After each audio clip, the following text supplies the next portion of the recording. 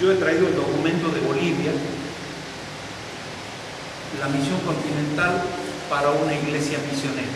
Esto es lo que saca el CELAM, o lo que hacen los obispos desde el CELAM y las conferencias episcopales. Yo no sé, he tratado de ver en internet, aquí hay un documento en Argentina hecho por el año 2009 sobre misión continental. Lo empecé a leer y cuando en el primero o segundo párrafo vi que decía, nosotros que sabemos evangelizar, dije, no está muy en la onda nuestra. Entonces, por eso más me he inclinado en trabajar con esto. Yo después les voy a repartir algún material de esto. También tengo una síntesis hecho sobre todo esto, porque sobre esto hemos estado trabajando también hace ¿cuánto? Un mes más o menos, que estuve en La Paz. Hemos estado trabajando sobre esta línea porque el obispo nos estaba indicando por dónde quieren las conferencias episcopales de Latinoamérica asentar todo esto que se llama iglesia misionera, ¿no? O sea, la misión continental. Por eso el nombre de la iglesia misionera que formamos. Y nos pareció oportuno comenzar con un pantallazo así de Aparecida, como para trabajar y familiarizarnos. Para nosotros hoy Aparecida va a tener que ser lo que fue en otro tiempo cuando empezamos la evangelización, que ya era un documento bastante bien manejado, pero como que Santo Domingo nos dio a lo mejor más respuesta. De todos modos, hoy Aparecida tiene un material y nosotros un gran material también que podemos hacer un buen aporte para todo esto que es la nueva evangelización. Hay lógicamente un planteo desde la Conferencia Episcopal Argentina, un planteo de luces y sombras, como siempre se ha hecho. ¿Por qué? Porque el objetivo de Aparecida está enfocado en aquello que ya conocemos mucho de la iglesia, el análisis se ha hecho todo en el ver, juzgar y actuar. Entonces, eso hace que nosotros podamos ir viendo las realidades, juzgando lo conveniente a cada cultura y actuando en correspondencia. Cierto es también que Aparecida nos va a venir como a ser el gran apoyo de todo lo que estamos haciendo. Como que la respuesta que estábamos esperando y que la veníamos madurando más o menos desde Santo Domingo.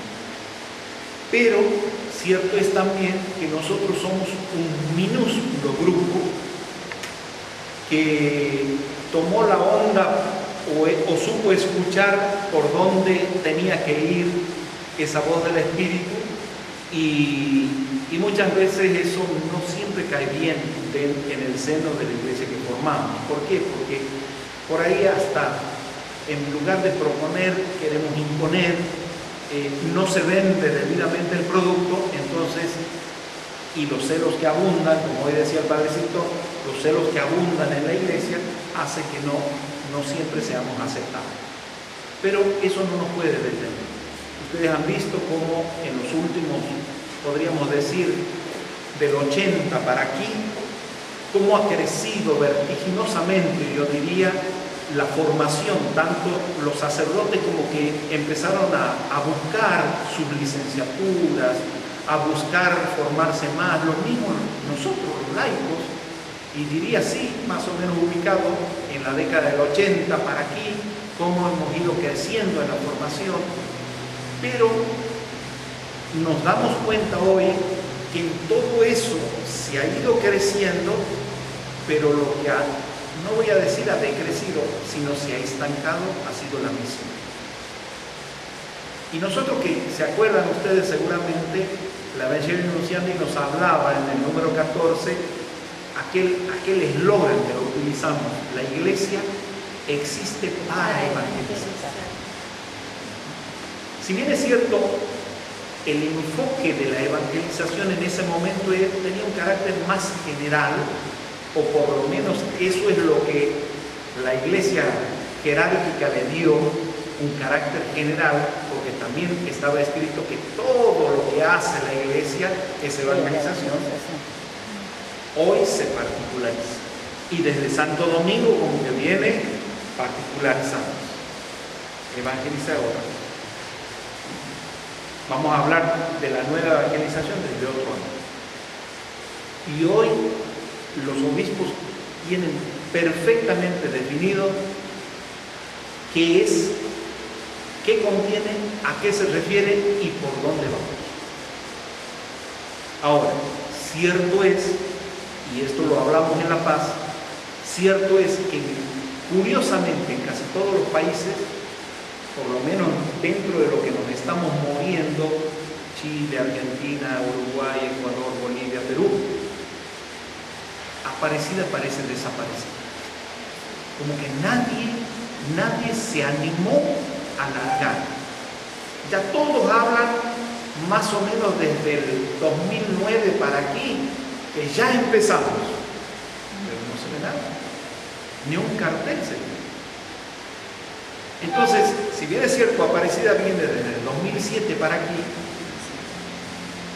hasta el 2009 los obispos lo han ido madurando, lo han ido adaptando, más o menos se ha escrito cosas, bueno, pero ya es hora de largar, no de desaparecer. Y fíjense, por ejemplo, así como la Evangelii Nuntiandi les decía que esto ya tiene 35 años, nos hablaba de una forma de evangelizar en términos generales, como en el 90 Juan Pablo II ya empieza a particularizar el objetivo. Con el Redemptoris Missio él empieza con algunas cosas que yo las he anotado como para que vayamos viendo esa particularidad. Por ejemplo, dice la Redemptoris Missio: es necesario mantener viva la solicitud por el anuncio, porque esa es la tarea primordial de la Iglesia. Eso lo dice en el número 34 de los Redemptoris Missio. Ya está particularizando. Y Juan Pablo II, cuando habla de esa nueva evangelización allá en Puerto Príncipe, ¿se acuerdan ustedes? Capaz que la Elena no había nacido todavía. Pero yo creo que él la tenía clara.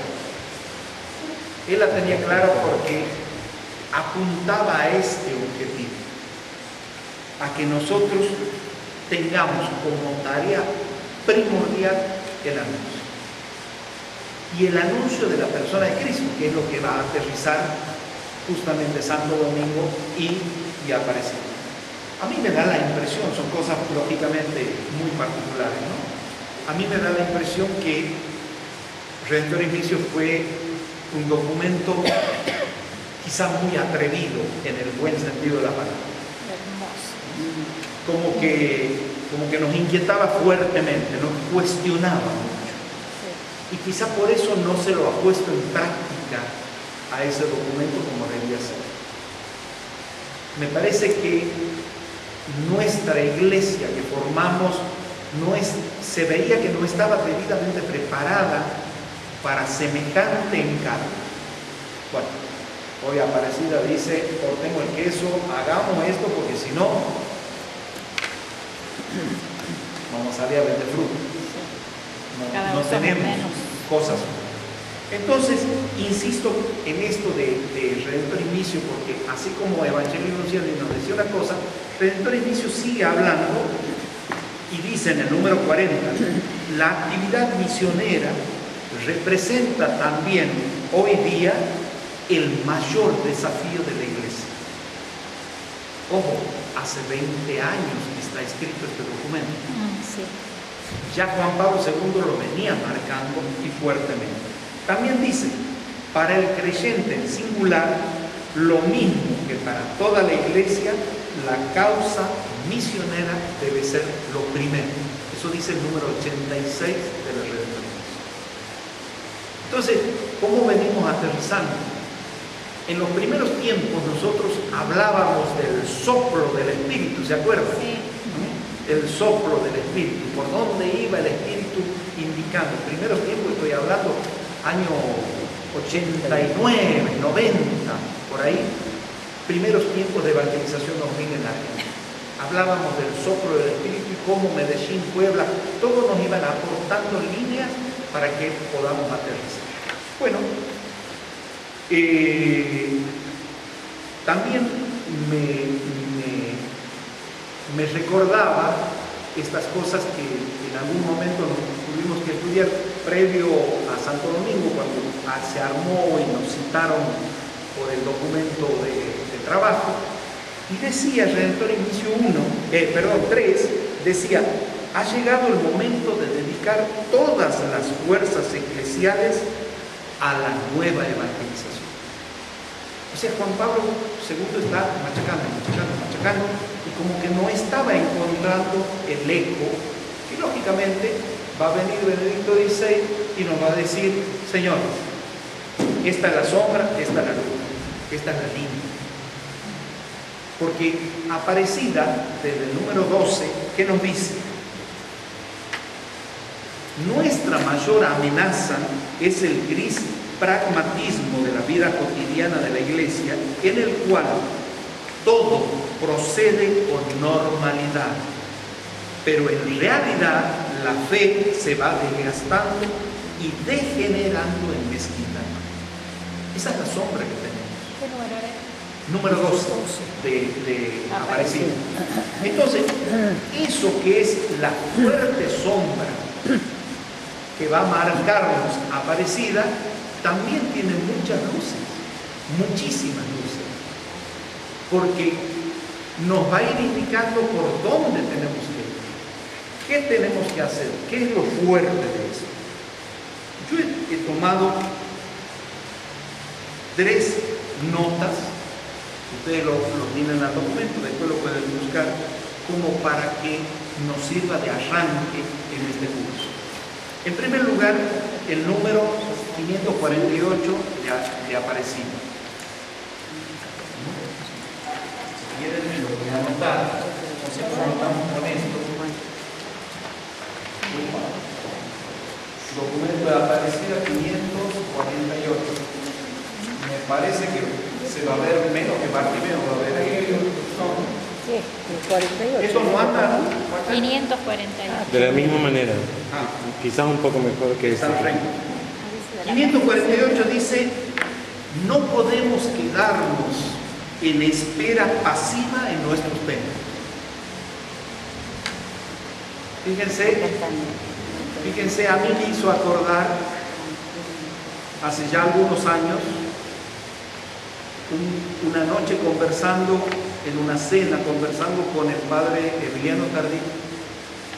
Él decía que su gran temor era que los santos de los siglos venideros llevaran la corona aquí y no allá, de tanto estar sentados. Entonces, esto es lo que nos debe empezar a dar temperatura. No podemos seguir pasivamente en los templos. Es más, no es que debemos abandonar los templos, sino debemos expandir los templos. Porque en definitiva nosotros somos templos. Entonces nosotros, ¿qué tenemos que hacer? Llevar esos templos a esos lugares que nos indica Aparecida para que también podamos contagiarlos a ellos a vivir lo que la Iglesia ha hecho toda la vida. Ha trabajado dentro de una pastoral ordinaria, y muy poco y nada se ha hecho por una pastoral popular. Entonces tenemos que tratar como que de cambiarle el rumbo, tratar de mirar en la línea. Lógicamente vamos a tener miles de problemas, empezando por los curas. Vamos a tener miles de problemas en el camino. Pero eso ya sabemos, eso no nos puede parar. Dios no nos va a pedir una cosa que no podamos hacer. Entonces vamos a ir haciendo en la medida que podamos.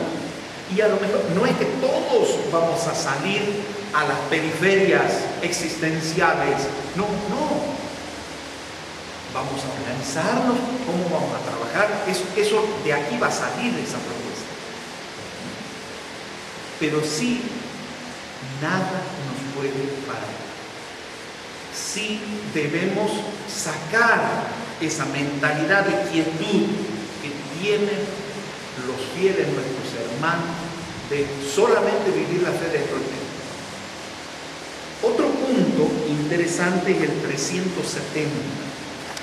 Dice así: la conversión pastoral de nuestras comunidades exige que se pase de una pastoral de mera conservación a una pastoral decididamente misionera, haciendo que la iglesia se manifieste como una madre que sale al encuentro, una casa acogedora, una escuela permanente de comunión misionera.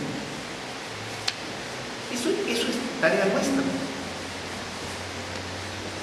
Tenemos que salir de esa pastoral ociosa a una pastoral netamente misionera. Y después está el número 365 y 366 parte que dice: esta firme decisión misionera debe impregnar todas las estructuras eclesiales y todos los planes pastorales de diócesis, parroquias, comunidades religiosas, movimientos y de cualquier institución de la iglesia. Ninguna comunidad debe excusarse de entrar decididamente con todas sus fuerzas en los procesos constantes de renovación misionera y de abandonar las estructuras caducas que ya no favorezcan la transmisión de la fe. La conversión personal despierta la capacidad de someterlo todo al servicio de la instauración del reino. Yo creo que nosotros que manejamos mucho esta terminología, que sabemos lo que es la instauración del reino, que lo trabajamos con el discipulado, tenemos mucho armado en nuestras vidas, nosotros tenemos la capacidad de dar la respuesta y de transmitir ese tipo de cosas. Pero sí es un trabajo que va a requerir de una gran renovación nuestra, empezando por nosotros. Si nos empezamos a ver, hoy decía el Padre en la homilía, sería bueno que este tiempo nos miremos un poquito nosotros. Ya dejemos de criticarlo al vecino, nosotros. ¿Qué nos está faltando? ¿Qué hemos dejado dormido? ¿Qué teníamos y ahora ya no tenemos en cuanto a luz, a vida nueva? ¿Cómo vamos a plantear para que nosotros podamos promover una pastoral diferente? Ofrecer una pastoral diferente. Ahora, tiene otro puntito Redentor in Vicio en el número 33 que también va a decir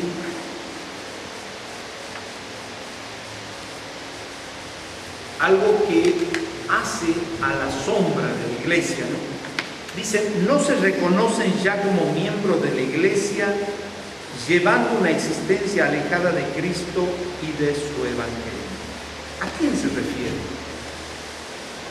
Y esta es la realidad que nos golpea. Se refiere a muchísima gente, como nosotros,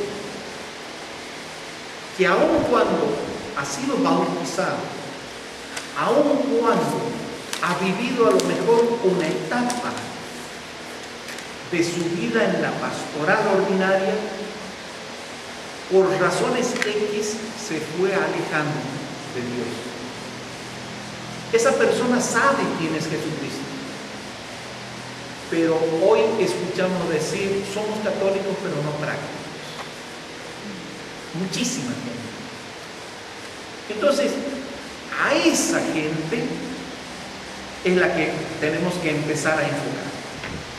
A esa gente que, habiendo conocido a Jesucristo, hoy no solo se ha apartado de Él, sino que no estás cumpliendo esa misión elemental de ser un transmisor de la fe para sus hijos.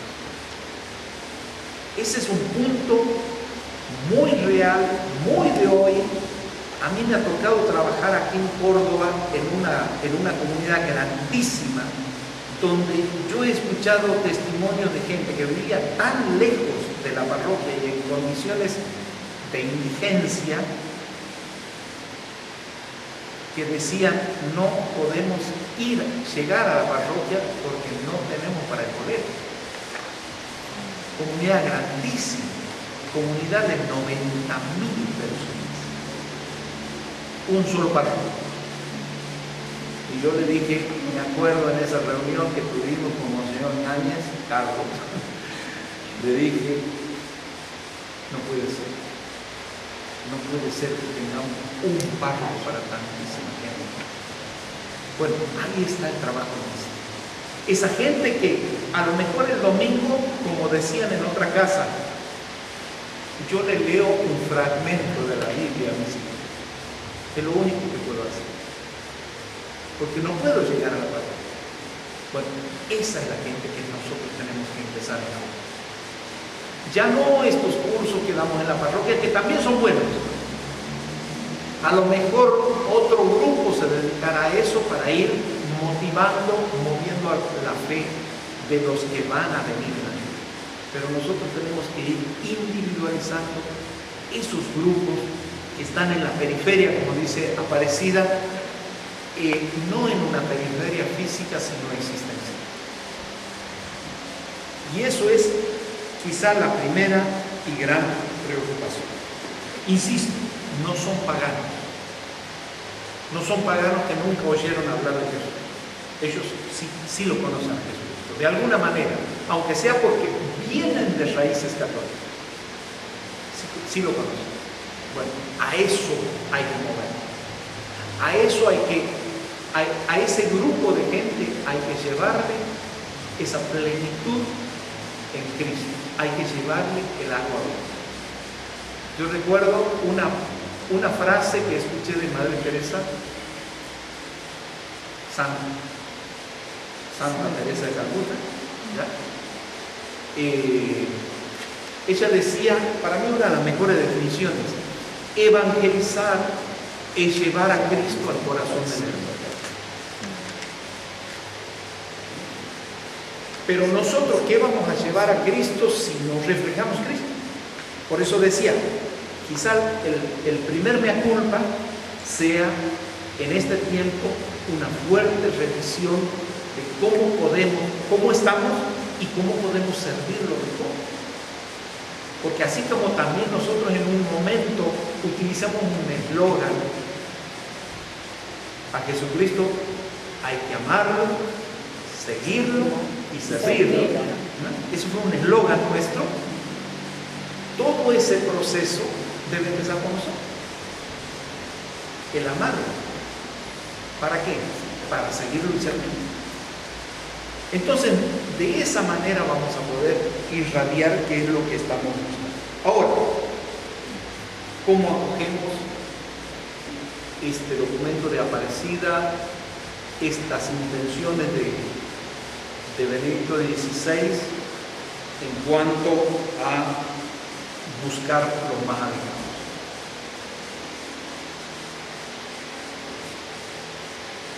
Ustedes saben, recién se lo decía, se lo recordaba también, que este grupo de gente que de alguna manera podemos llamar en crisis está muy alejado de la pastoral ordinaria. Ellos no reciben sacramentos, no reciben un curso de formación, no reciben ni siquiera una prédica. Por lo tanto, somos nosotros los que tenemos que alimentar todas estas cosas. No somos nosotros los que estamos aquí, somos nosotros iglesia, y sobre todo empezar a ver dentro de los grupos quienes se pueden ir interesando en despertar toda esta nueva forma de trabajar. ¿Para qué? Para que podamos ir acercando a través de propuestas, ir acercando ese acogimiento, esa palabra que ellos necesitan antes de que lo devoren las realidades que conocemos. No hace falta que las indignen, pero las sectas, ustedes saben que en esos lugares pululan, los partidos políticos los hacen así, y a nosotros como hijos de Dios nos debe interesar el hombre, buscarlo al hombre y hacerle conocer la vida que hemos recibido para ser plena. Esa vida plena que es posible aún en la situación en que ellos se puedan encontrarse. Pero para eso, como decía Jesucristo, misericordia quiero, no sacrificios. Nosotros debemos tener un corazón acomodado a esa realidad cultural para que podamos dar respuesta. El movimiento de salir de esas estructuras nos va a instar en 3 líneas. Primera, yo no las voy a escribir porque no anda muy bien esto, pero sí me gustaría que ustedes las escriban. En primer lugar, tenemos definitivamente que desprendernos de las estructuras, de los esquemas en que estamos habituados a manejar. Tenemos que aprender a desprender. No es fácil. No es fácil. En segundo lugar, tenemos que organizarnos cómo hacer, sobre todo desde las parroquias, para ir a donde ellos viven, a donde están. Ojo, no es que están allá lejos, en el último barrio, no, puede suceder al frente de la parroquia. A dónde están esta gente que más necesita. Y en tercer lugar, tenemos que procurar adaptarnos a la cultura de ellos. Yo les digo, entre lo que les puedo compartir en mi vida diaria,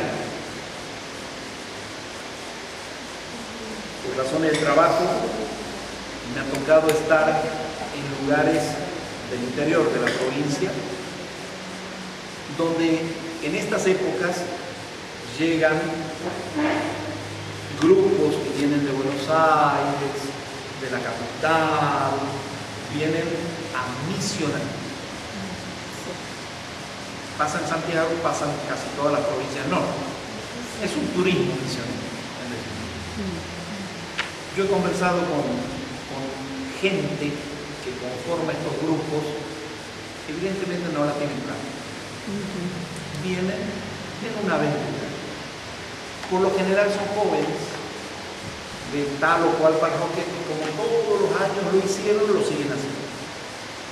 Y aterrizan con sus mochilas, aterrizan con sus Coca-Colas frescas a la hora de salir a los ranchos, donde esos niños quedan mirando eso que toman que ellos no conocen.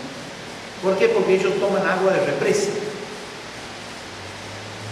Y si les invitan un mate en señal de amistad, no lo aceptan porque no vaya a saber quién ha tomado de esa bombilla, etcétera, etcétera. O sea, rápidamente nos olvidamos de la necesidad de asumir su propia cultura.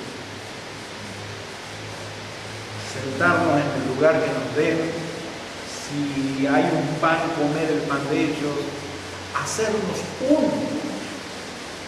Es la mejor forma de llevar el Evangelio, porque yo estoy abriendo mi corazón para entregar la fuerza que traigo en él.